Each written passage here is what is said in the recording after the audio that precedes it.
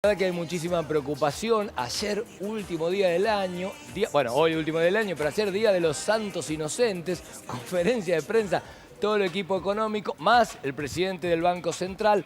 Las caras eran realmente de mucha tensión, hubo mucha preocupación y hoy estamos todavía desmenuzando qué nos dejó entonces la conferencia de prensa que se vivió ayer. Desde la Casa de Gobierno también, esto fue impactante porque eran anuncios económicos y se hizo desde La Rosada. La meta de inflación para 2018 se sube a más de un 15%. Para analizar esto estamos con Iván Carrino, que es economista, y con Luis Costa, que es politólogo, director de Quiddity. ¿Cómo andan? ¿Bien? ¿Cómo te va? Buenos días. ¿Cómo andas, Claudio?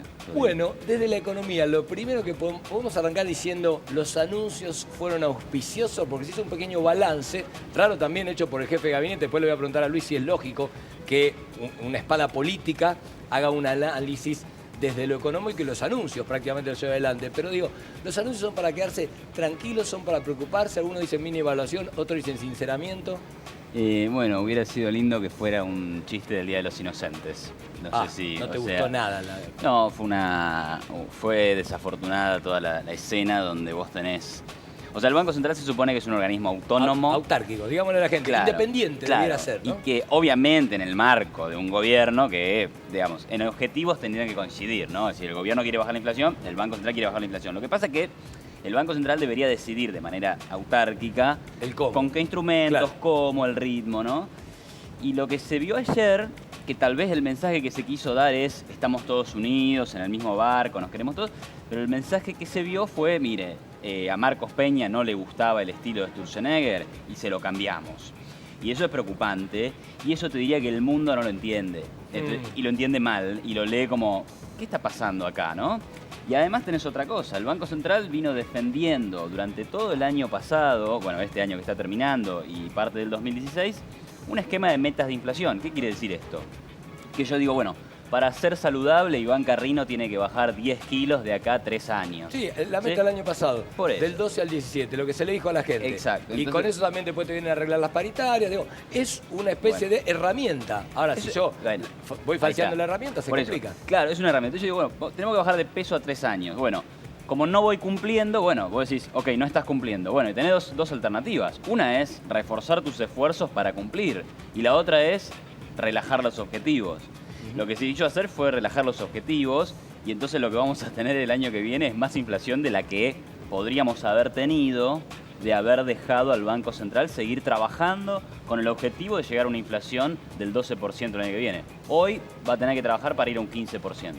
Y el tema de haber bajado las tasas de la LEVAC, esto no va a generar cierto... Bueno, por ahí puede generar un corrimiento a dólar, pero no va a generar una suerte de auspicio en que la gente piense en invertir y no en la bicicleta financiera. Mirá, ahí te digo dos cosas. Estoy buscando alguna buena, ¿eh? Dale.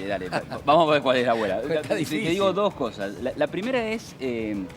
con las tasas de interés en 28, con 75 como estaban ayer, la inflación esperada para el año 2018 era de 16.6.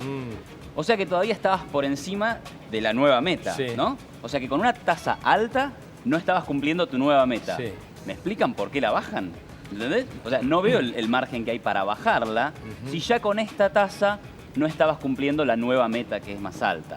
Ahora, vos decís, bueno, de corto plazo, entonces se sube un poquito el dólar y entonces de corto plazo por ahí tenés más inflación pero más crecimiento. Para mí esa idea es peligrosísima, es enfocarse solo en el corto plazo, no le ha traído buenos resultados a la Argentina y vos pensás que desde el 75 hasta el 2017 Argentina acarrea un periodo de larga decadencia y ese periodo de larga decadencia está en gran medida explicada por la inflación. No hay beneficios de tener más inflación. Los beneficios son bajar la inflación para que crezca la economía.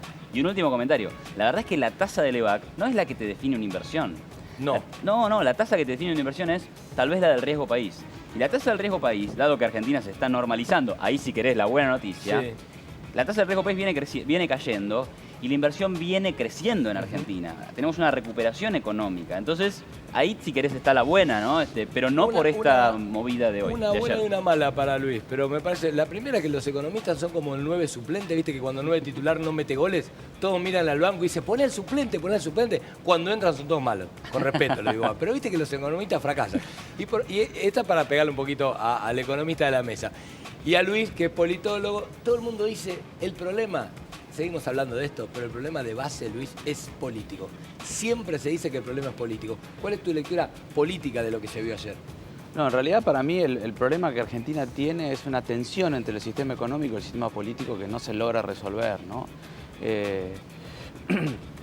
En realidad lo que está mostrando esta escena, lo que está escuchando con mucha atención lo que contaba Iván, digamos, hay una clara, digamos, en los anuncios de ayer, hay una clara intervención de alguna manera de la estructura más política del gobierno digamos, que ya avanza controlando aspectos específicos de la economía y en ese punto, más allá de un montón de diferencias, se empieza a parecer a todos los gobiernos de los últimos más de 30, 40 años, como decía también Iván, porque él marcaba del 75 en adelante.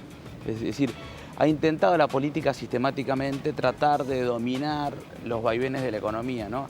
Y ayer, si querés, lo más interesante de la mesa en términos políticos es, bueno, la presencia de Marcos Peña. Cada vez que Marcos Peña aparece porque hay una situación que no logran resolver los filtros anteriores. Es como el superministro, ¿no? Claro, el gobierno tiene como un núcleo central y tiene como capas hacia el exterior. Esas capas hacia el exterior lo que van tratando es de contener la presión pública, los cuestionamientos al gobierno.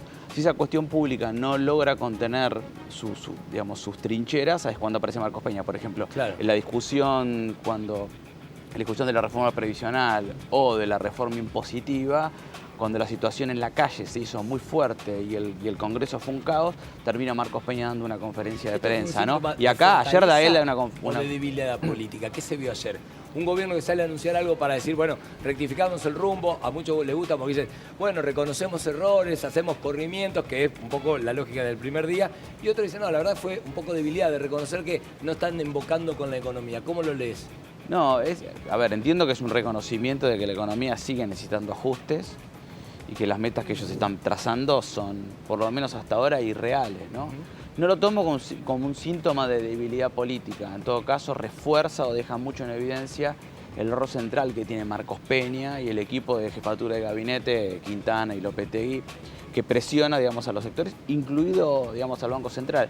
El otro caso interesante que también Iván mencionaba es, digamos, ayer en la mesa estaba Sturzenegger también sentado ahí. A mí eso me llamó especialmente la atención. Y si querés, el otro punto que, digamos, lo que se debate en la mesa ayer y mostraron muchos gráficos, mostraron muchos detalles, muchos temas técnicos que la gente no necesariamente puede seguir. Creo que lo interesante es, en términos políticos, el impacto que a ellos les va a importar es si la opinión pública empieza a sentirse insegura de nuevo con respecto a la economía. Que la próxima y pregunta que te iba a hacer. Te iba a preguntar si lo estaban midiendo ya, porque tú eres tu consultora. ¿Qué estaban midiendo? Ahora me contás. Bueno, esto acaba de suceder, así que hay que dejar que un poco lo... Eso te quería preguntar. Sí. Y otra pregunta que me vengo haciendo hace unos días. ¿Cuándo se rompe la escucha? ¿Cuándo se rompe la escucha positiva? ¿Se entiende? Digo, en un ratito sé que me contás. ¿Cuándo algo que hasta hace un minuto te parecía que todo lo que te decía el gobierno que vos habías elegido, porque hay que decirlo, hace nada este gobierno fue refrendado en las urnas, ¿cuándo se rompe, y en todo caso me contás cómo lo miden, cuándo empieza a hacerte ruido lo que escuchás? ¿Cuándo se va a decir, no, pero no me cierra, dicen una cosa y pasa otra? Dice, ¿cuándo se empieza a separar la gente en su escucha positiva del gobierno? En un ratito me contás eso, pero ahora, para la gente, el dólar sigue para arriba, ¿viste la típica pregunta del argentino? Ojo, compro dólar a 19,45, dentro de una semana es barato, se sigue disparando. La pauta de la paritaria, hay que empezar a discutirla en el 15, en el 20. A ver, el 28 de noviembre, perdón que te haga la historia, pero me parece fantástica, ¿no? El propio Sturzenegger, a quien hoy vemos lamentablemente debilitado, dice en una charla, el dólar como vehículo de ahorro es horrible, horrible. Cometió el error de ser tan categórico en estas cuestiones. No, pero aparte me hace acordar, el que apuesta al dólar pierde, tantas frases. Y mirá cómo le respondió el dólar. Subió, creo que 8% en el mes. Esto es una suba muy importante para un solo mes. Aunque uno tiene que entender que hay un tipo de cambio que sube y que baja, sí, no pasa que lo nada. soltaron un poquito también, ¿no? Bueno, sí, lo de ayer fue soltarlo. Fue soltarlo. Sí. Bueno, nada. Así que, quiero decir, si hasta el banquero central se equivoca con estas cosas, todos nos podemos equivocar. Yo te digo, veo una suba muy fuerte del dólar. Yo no compraría dólares ahora, porque me parece que es comprar en el pico de la ola. Está caliente. Tuviste, en agosto subió, en septiembre bajó, en octubre subió, en noviembre volvió a bajar. En enero bajó un poquito, ¿no? En enero bajó un poquito. Yo la verdad que estoy esperando un recorte y no una continuidad de esta tendencia a la suba fuerte del tipo de cambio. Y después te digo, a ver, como vehículo de inversión, consejo, hoy por hoy es muy fácil invertir en otras cosas que no sean comprar dólares. Comprar dólares, de hecho, no me parece ni siquiera una buena inversión. Me parece solamente una manera de refugiar un poco tus ahorros. Un poquitito, claro. Un poquito. Pero la verdad es que en los últimos 5 años viniste perdiendo si compraste solo dólares. Entonces, insto a la gente a que abra un poco la cabeza, que mire, digamos, que hay bonos, que hay acciones, que hay un mercado financiero, que hay LEVAX, que hay fondos comunes de inversión. Es decir, hay muchos vehículos, cada vez es más sencillo, la gente hoy tiene mucha buena onda con internet, lo puede hacer desde su banco.